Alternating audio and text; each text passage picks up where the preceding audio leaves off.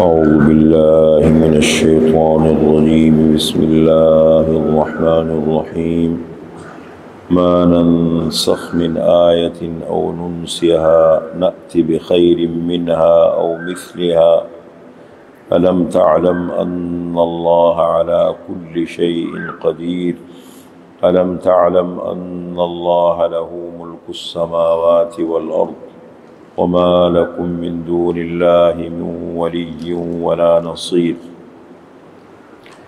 ما ننسخ من آیت، جو ہم منسوخ کرتے ہیں کسی آیت میں سے، او ننسها یا اس کو بھلا دیتے ہیں، نأتی بخیر منها ہم لاتے ہیں اس سے بہتر، یا او مثلها یا اس جیسا۔ علم تعلم کیا آپ نے نہیں جانا، ان اللہ علی کل شیء قدیر کہ بے شک اللہ تعالی ہر چیز پر قادر ہے۔ علم تعلم کیا آپ نے نہیں جانا، ان اللہ لہ ملک السماوات والارض کہ بے شک اللہ ہی کے لیے آسمانوں اور زمین کی بادشاہت ہے۔ وَمَا لَكُم مِّن دُونِ اللَّهِ مِن وَلِيٍّ وَلَا نَصِيرٍ اور نہیں ہے تمہارے لیے اللہ کے علاوہ نہ کوئی حمایتی اور نہ کوئی مددگار۔ آیت نمبر 106 اور 107، آیت نمبر 106 ہے اور 107 ہے۔ بنی اسرائیل کی ایک اور خرابی کا ذکر ہے۔ بنی اسرائیل یہود کی خرابیوں کا ذکر چل رہا ہے۔ ایک اور خرابی کا ذکر اللہ تعالیٰ فرماتے ہیں۔ وہ چونکہ پڑھے لکھے لوگ تھے، مذہب کا بھی علم تھا، حسد میں آ گئے۔ آپ صلی اللہ علیہ وسلم کو بہت اچھی طرح پہچانا کہ نبی آخر الزمان ہے، قرآن اللہ کی کتاب ہے۔ اب جب حسد میں ایک آدمی آ جاتا ہے تو اس کی دل کی آنکھیں بند ہو جاتی ہیں۔ حسد انسان کو خیر سے محروم کر دیتا ہے، وہ پھر اس کو خیر کہیں بھی نظر نہیں آتی۔ تو اب انہوں نے کیا کیا، ایک اور اعتراض اٹھا لیا، کہنے لگے اگر قرآن، پتہ ہے قرآن اللہ کی کتاب ہے، آپ اللہ کے پیغمبر ہیں، کہنے لگے اگر یہ قرآن کریم اللہ تعالیٰ کی کتاب ہے، اللہ کا کلام ہے، تو ناسخ منسوخ کا مسئلہ کیوں آتا ہے اس کے اندر؟ ایک حکم اللہ تعالیٰ دیتے ہیں، کچھ عرصے کے بعد اس کو ختم کر کے ایک اور حکم دے دیتے ہیں، ایک حکم کو ختم کر دیتے ہیں، کہتے ہیں یہ مت کرو اس کو یوں کرو، دوسرا حکم دے دیتے ہیں۔ تو ایسا کیوں ہوتا ہے؟ جب اللہ کا کلام ہے، اللہ کے احکام میں تبدیلی نہیں ہونی چاہیے۔ اللہ تعالیٰ تو عالم الغیب ہے، علیم کل ہے، جس چیز کا حکم دیتے پوری حقیقت کو سامنے رکھ کر کے حکم دے دیتے ہیں۔ حکم تو وہ تبدیل کرتا ہے جس کو انجام کا پتہ نہیں ہوتا۔ اب مجھے انجام کا پتہ نہیں ہے، ہمیں نہیں پتہ ہے کہ مستقبل میں آنے والے حالات کیا ہے۔ ہم نے ایک کام کا ارادہ کر لیا، اس کے لیے ایک طریقہ اختیار کر لیا، لیکن بعد میں آگے بڑھ کے جب آگے چلے تو حالات نے یہ بتایا کہ یہ اس طرح نہیں ہونا چاہیے، اس طرح ہونا چاہیے، اس میں تبدیلی آنی چاہیے۔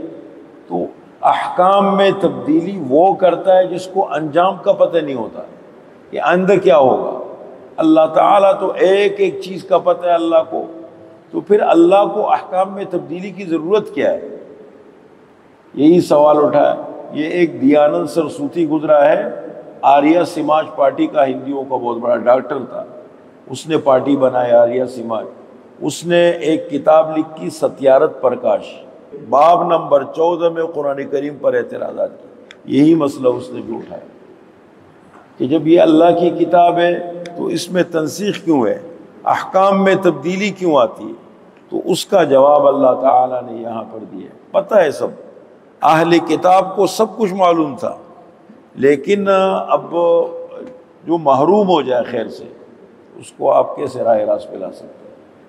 تو یہاں پر اللہ نے اس کا جواب دیا کہ دیکھیں اللہ کے احکام میں تبدیلی مصلحت کی بنیاد پر ہوتی ہے۔ دو سسٹم اللہ کے چلتے ہیں، ایک اللہ کا تشریعی نظام ہے اور ایک اللہ کا تکوینی نظام ہے۔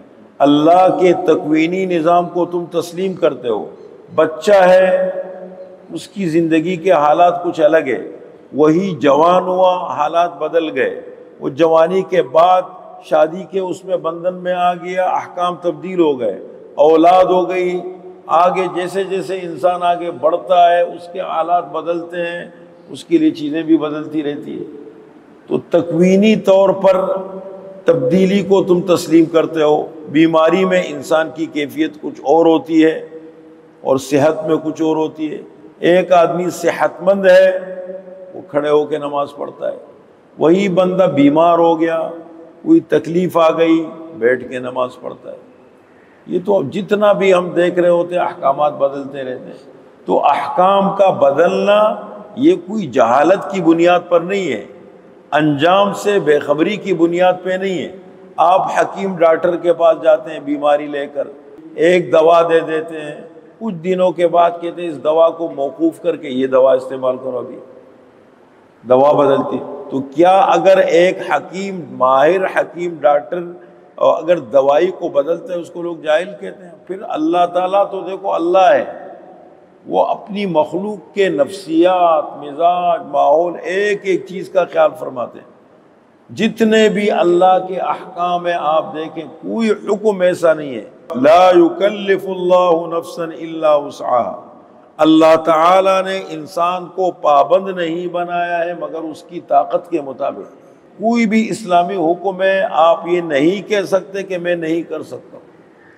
وہ الگ بات ہے ایک آدمی کہتے ہیں کہ مجھ سے نماز نہیں پڑھی جاتی، اس کی تو ہمت ہی ٹوٹ گئی ہے نا، وہ ایک الگ چیز ہے، لیکن حکم کوئی ایسا نہیں ہے وہ انسان کی طاقت میں نہ ہو۔ تو یہ جو احکام میں تبدیلی ہوتی ہے یہ کسی مصلحت کی بنیاد پر ہوتی ہے، کسی حکمت کی بنیاد پر ہوتی ہے۔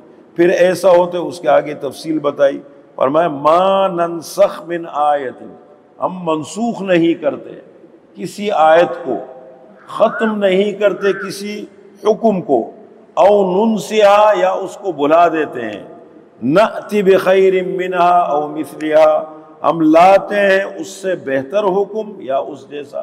پہلے اس جیسا، جیسے اللہ نے حکم دیا 16 مہینے تک آپ صلی اللہ علیہ وسلم نماز پڑھتے رہے، مکہ مکرمہ میں بھی نماز، قبلہ آپ کا مسجد اقصیٰ تھا۔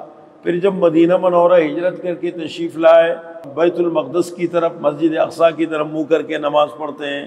17 مہینے کے بعد اللہ کا حکم تبدیل ہوا، حکم آیا فَوَلِّ وَجْهَكَ شطر المسجد الحرام، اپنا چہرہ پھیر دیجئے مسجد حرام کی طرف، آئندہ کے لیے تمہارا قبلہ اب مسجد حرام ہے۔ تو دیکھو یہ ایک حکم ہے، وہ بھی اللہ کا گھر ہے، یہ بھی اللہ کا گھر ہے، وہ بدل کے اللہ نے یہ دے دیا۔ اور بہتر کا یہ ہے، جیسے بہت سارے قرآن کریم میں حکم یہ تھا کہ میدان جنگ کے اندر دشمن کے مقابلے میں پیٹ پھیرنا، بھاگنا میدان چھوڑ کے، یہ گناہ کبیرہ ہے۔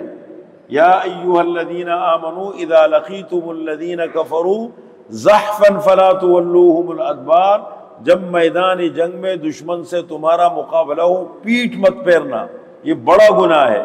وَمَن يُوَلِّهِمْ يَوْمَئِذٍ دُبُرَهُ إِلَّا مُتَحَرِّفًا لِقِتَالٍ أَوْ مُتَحَيِّزًا إِلَىٰ فِئَةٍ فَقَدْ بَاءَ بِغَضَبٍ مِّنَ اللَّهِ وَمَأْوَاهُ جَهَنَّمُ وَبِئْسَ الْمَصِيرُ، جو میدان جنگ سے پیٹ پھیرے گا وہ بہت بڑا گناہ ہے، اس پر اللہ کا غضب پڑتا ہے۔